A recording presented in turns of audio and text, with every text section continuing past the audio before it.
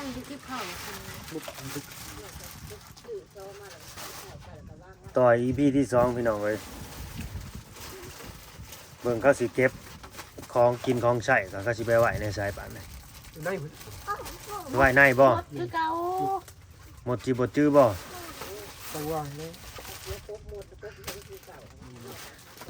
บ่เขาว่า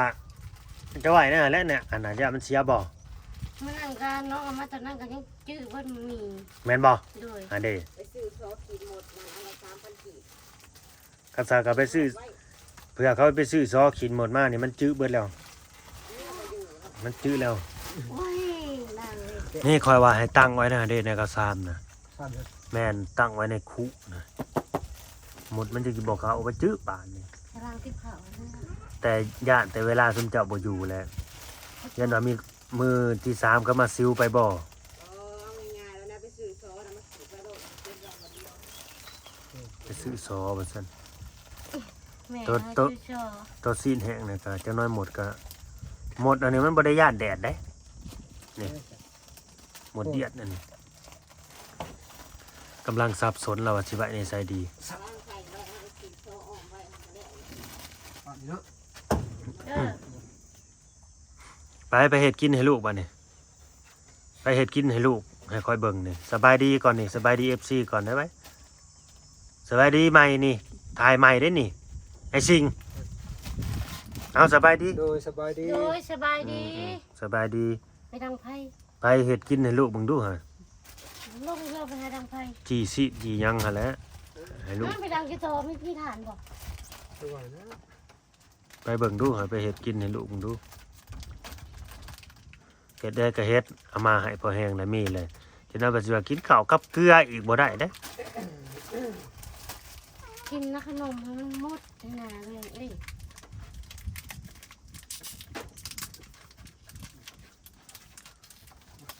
หมดอีกแล้ว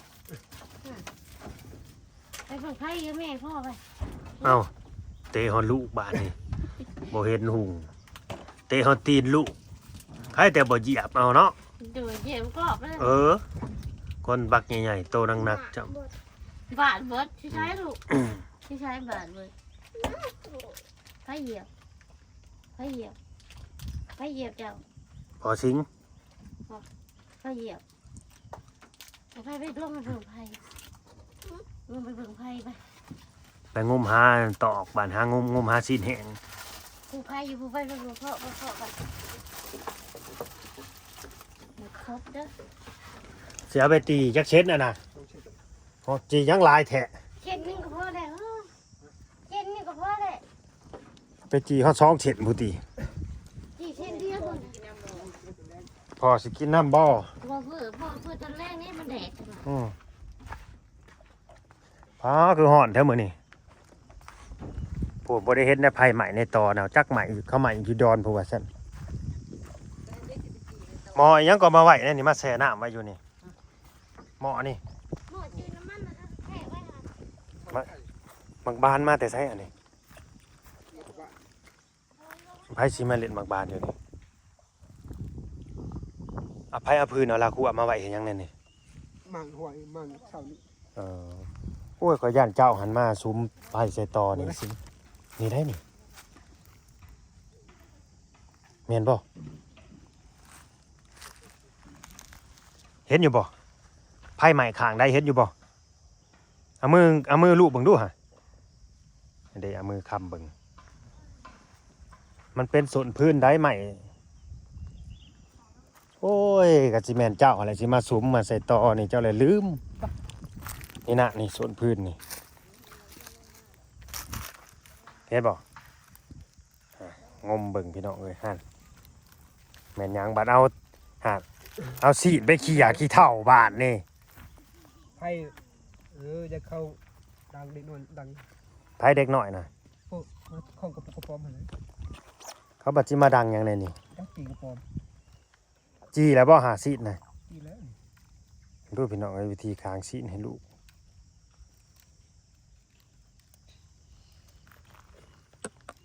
นั่นล่ะวิธีจี้สีดให้ลูกเอามาวางซะเลยโดนพื้นโดนไผน่ะจัก จังมีฐานบ่มีก็ตาบ่เห็นถุงเนาะเฮ็ดแนวใดซะถ้าก็งมไปนั่นน่ะแหละขนาดนั้นดีแล้วบ่เราบ่มือไปลุเป็นขี้ฐานไผ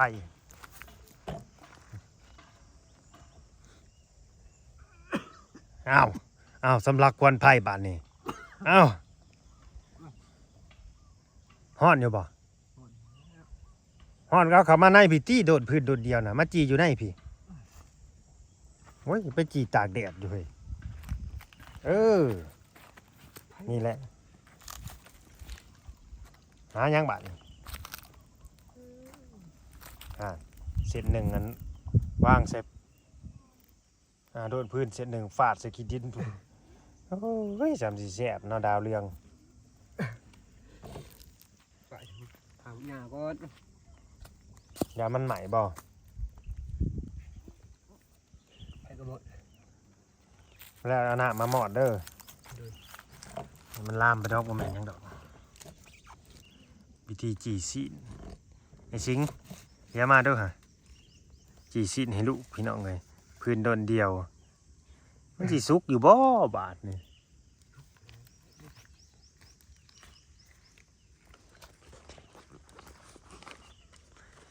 ลำบากพี่น้องเอ้ยในการใส่ชีวิตเนาะเฮ็ดแนวใดแหละมันเป็นบุญนำกรรมแต่งไผมัน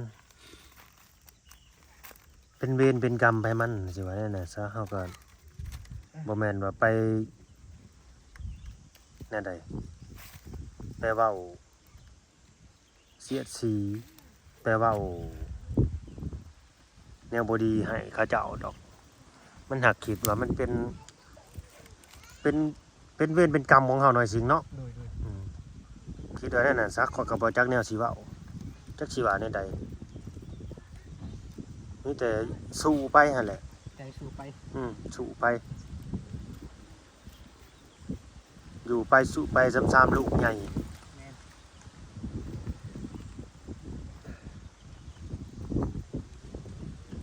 สิก่อไผบาดนี่นะ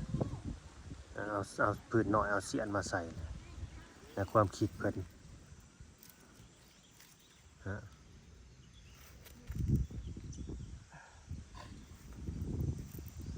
งมหานั่นเศษไม้แผ่นโซลาร์เซลล์นี่อยู่เทิงหลังคาน่ะมันมีอยู่2แผ่นนะมันยังใส่ได้อยู่บ่หรือว่ามีแต่แผ่นซื่อๆหลอดไฟบ่มีแล้ว มีแล้ว คือบ่ให้เข้าลงมาให้สะพวกขึ้นไปนะเขาลงมาบ่ได้ติ มาบ่ได้ว่าก็เรียกพูดทุบกระปู เผาเอาเลยบ่บาด เผาเอาเลยบาดนี่พี่น้องเลยโอ้มันคือลมแห้งแท้สิจะอย่าไปดังแห้งเลยเด้อเผาเอาเลยพี่น้องเลยบาดใส่ที่เผาเอาเลยสะอาดลำบากลำบนการใส่ชีวิต เอาเลย เผาเอาเลยบาดนี่เผาขนเอาเลยไหม้ดำปื้อๆอยู่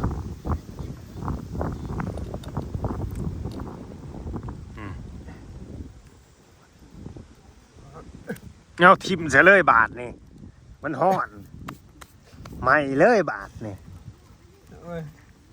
ไหม้แล้วบาทนี่พ่อชิงพ่อแล้ว คิวตองคิวตอก เผาอันซีนเผาซีนแห้งบ่แม่นเผาเอาโอ้ยจับไฟบาทนี่จับหมดไฟ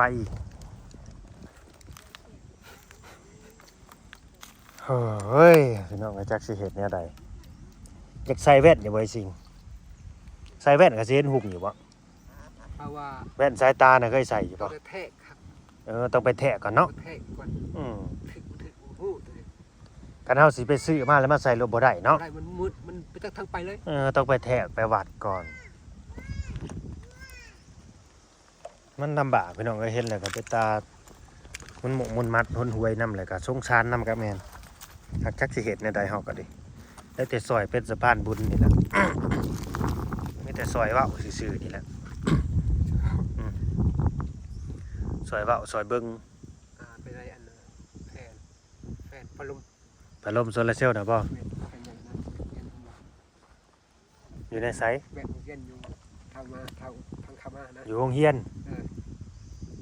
เขาใส่น้ำบ่น่ะบ่ แม่น คือว่าคนไปเอาน้ำลายแท้ในโรงเรียนน่ะ เขาไดน้ำขึ้นเด้ ได้โซลาร์เซลล์บ่น่ะ แม่น น้ำนี่ไผสิไปเอาก็ได้ แบบอะไรของรวมเด้ ของรวม แบบว่าเขาบ่ได้เสียค่าไฟเนาะ แม่น เป็นไฟจากพลังงานแสงอาทิตย์หรือว่าโซลาร์เซลล์เนาะ แม่น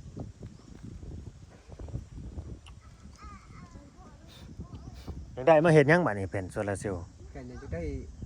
มันมีเป็นชุดนะครับเวลาเราซื้อปักเสียบมาเสียบชุดเสียบไปลุ่มนะเสียบไปลุ่ม มันบ่สอดบ่ดูดบ่ บ่ได้ก็เคยใช้ตอนเรียนเรียนซาวมาใส่กันเคยใช้กันอยู่ แต่ว่ามันสอดมันดูดนะ บ่ดูดบ่ช็อตอีกคือพัดลมตัวนี้แหละบ่ช็อตธรรมดา สุกเลยได้พี่น้องไอ้สีเพิ่นน่ะทั้งขี้ฝุ่นขี้ดินทั้งไหมทั้งดำอยู่หั่นหอมอยู่บ่หรือคิ้ว คิวนึง คิ้วหน่อยหนึงเฮ็ดได้บาดนี่ไฟนี่ หมด คันบ่หมอดนี่มันลามไปเลยได้นี่มันลม หมดแล้ว ไปมีแต่ต้อมเขาหากันก่อน แล้วเจ้าก็ไปเอาหน้ามาฮดบ่แล้ว เอาซีดไปให้ลูกก่อน แล้วก็ไปซุมาหน้ามาฮด มีเฮาหมักบานผู้จักไผเล่นหมักบานมึงดูนี่นะนี่ดังไผนี่ดังไปทั่วเบิดในเดินเพื่อน มาติดต่อได้ โอ้ดังเสียต่อฟังไปดังเสียต่อที่ยังเด้อ ต้องหาสินแหง ไปดังเสียต่อเที่ยง จับเพียงงูสินแหง ดำปื้อๆดำเลย ต้องซื้อกับสินแหงเขาอันนี้อันนั้นเมียก็เห็นบ่ดำปื้อ น้ำแห้งบ่ เป็นไฟฟ้ามะม่วงดำอ่ะ เห็นว่าสีดำๆบ่ แม่น อ๋อดมมึงดูฮะหอมบ่ มันขิว เอ อ่ะ อคิวหายผัวในแม่ไปเห็ดในใดคือดำคือคิวแต่ว่าสิ ก็ได้ เขาไข่ อย่าเราหายคืนบ่เคยหายผัวอยู่นี่ กินบ่ข้าวกินข้าวบ่ โดยว่าสิไปสิว่าโดย เพราะว่ามันให้กูของกูนะ พ่อกับพ่อกับแม่น่ะโดยปาโท ง่ายเด้ เฮ็ดใจไผอ่ะน่ะ เฮ็ดเจ็บ ถึง พ่อ ตีนใจไผอ่ะ ซื้อกินไปเลย ปาโท ตัวย่านแล้ว บัดคักแถวบาทนี่ พอเราไปชื่อให้เด้อ จะบ่ได้กินขนมแล้วบาดนี่ สิบ่ได้กินขนมเด้อคันนี้ซีนแห้งเขาก็สิเอาเมื่อแล้วคันเป็นแนวนี้ บ่ย่าน ของข่อย ขนมก็ให้กินนะบาด โอ้ตีแม่อีกไผเทียนน่ะไผสอนนั่นน่ะอันน่ะฮะว่าเราเรื่องเธอว่าเป็นเด็กแนวนี้อันน่ะคอยสิบ่ให้กินแล้วค่ะแนวนี้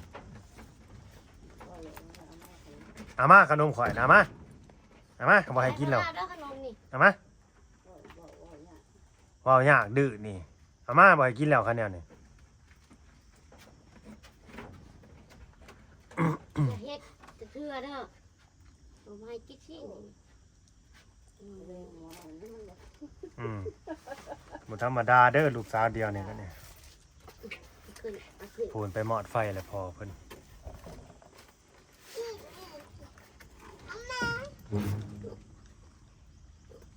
เอาหน้าไปโหดไฟเลย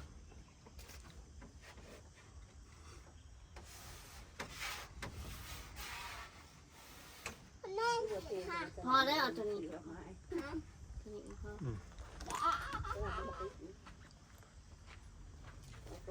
แซ่บบ่ ด้วยเด้อ บ่โดยดูโดยว่าสิเว้าแซ่บบ่โดยว่าสิ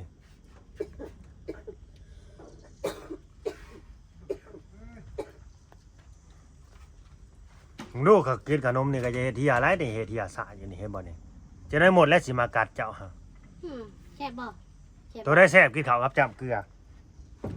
บ่ ตัวนี้ได้แซ่บ ตัวได้แซ่บกินข้าวกับใบายเกลือบ่ดูฮะ ตัวได้แซ่บกว่ากัน บ่ดูเลย ตัวได้แซ่บกว่ากันกินข้าวกับเกลือ เนี่ยเรื่องนี้ไม่เอานี่ ป้อนเกลือคำหนึงแล้วก็ป้อนใส่ซีนคำหนึงมึงดูตัวได้แซ่บกว่ากัน เพิ่งเลยจะเอานี่ บ่อันไหนน่ะบ่หม้อละบ่อยสิง หมดแล้ว หม้อนี่คือควรกุมๆอยู่ หมดคักไอ้มัน เกิดมาเกิดมา เราสิจะหน่อยหนึ่งนี่ เรื่อง อยากกินน้ำซะบ่ ที่เขาเลือกสิ เอากินขนมน้ำลูกนะกินมันเดียวแล้วมันบ่กินเลยนะกินรสอ่ะจะได้เด้ของบักแพกหนึ่งนะฮะ เฮ้บอกอย่าถือเลยบ้าอืม บากับไผอ่ะน่ะ แล้วก็พ่อเขาหรือว่าข้างนอก พ่อก็สิจะมักขนมละบาทนี่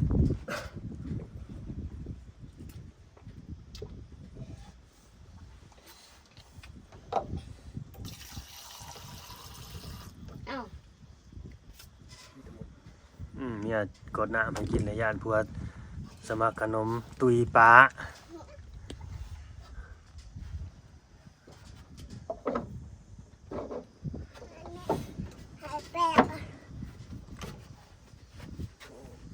เอ็นได้ขนมเด็กอิ่มแล้ว หรือว่าขนมขนม โดยแพร่นี่ ดึงขึ้นแน่ส่งนะ เริ่มขึ้นช่วงครับ เห็นหูด่างดำๆน่ะเว้ยดึงขึ้นส่งงานๆซะเห็ดด่างดำปื้อๆอยู่ จอเงอนเลยอ่ะ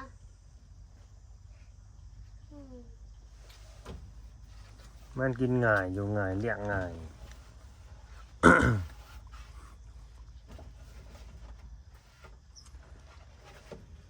เอาเพิ่งว่าหาหมดก็คือสิบ่ไปเนาะมันแดดเนาะมันฮ้อนเด้พาน่ะมันจะตอนบ่ายแล้วเก็บใส่ถุงไว้โลดมันน่าสิแห้งแล้ว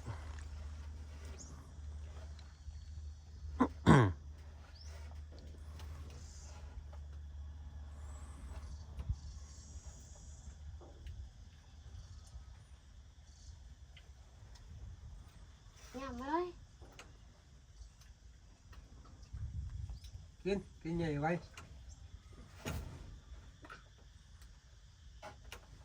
พอว่าบ่ได้จักซี่เลย เกลือมา เอาเกลือมา เอาเกลือนี่ นั่นละ เอาเกลือมาเบิดแล้วเกลือมา ชิ้นนะ เบิดแล้ว เอาเกลือมาป้อนลูกน่ะ ไว้ ลองมึงดูมันสิกินอยู่บ่ป้อนเกลือบัดนี้มีของกิน แย่มือมันบ่จักมดบ่เหลือ ไปงมหาจกหาเกลือบัดนี้เอ้า เกลือแต่ แม่สิป้อนเกลือบัดนี้ ปอดลูกอะไรจะปอดใครรู้ แล้วปัดว่าม้นแน่นแท้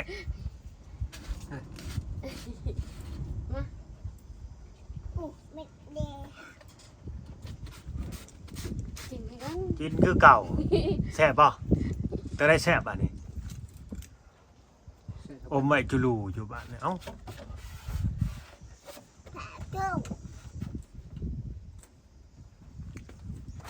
แก่ตอนนั้น มันฮอด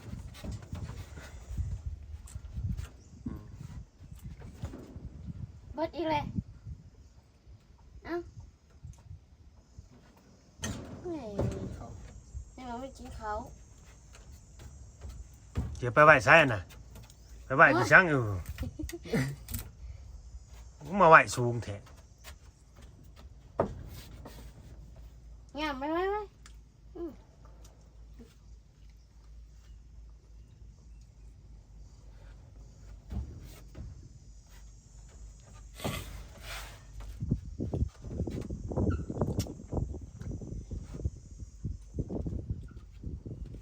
ไปหาจับเด้อแมงเงาะสิบายมือเจ้า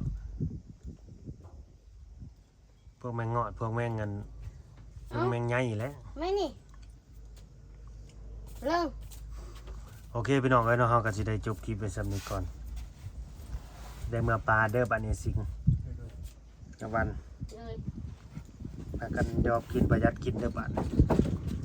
ตอนได้สิได้เข้ามาบ้านกันบ่มีผู้รักผู้ใหญ่เพิ่นซอยเหลือเนาะ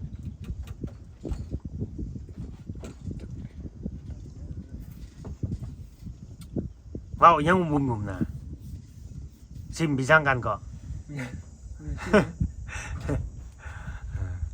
ก็ว่าโดนซิมเด็กเมียอยู่ จักเลยเด้อเดี๋ยวนี้เด้อมันว่าจักเลยเด้อตอนนี้เด้อ อืม เราจักบ่จักเลยเด้ออ่ะ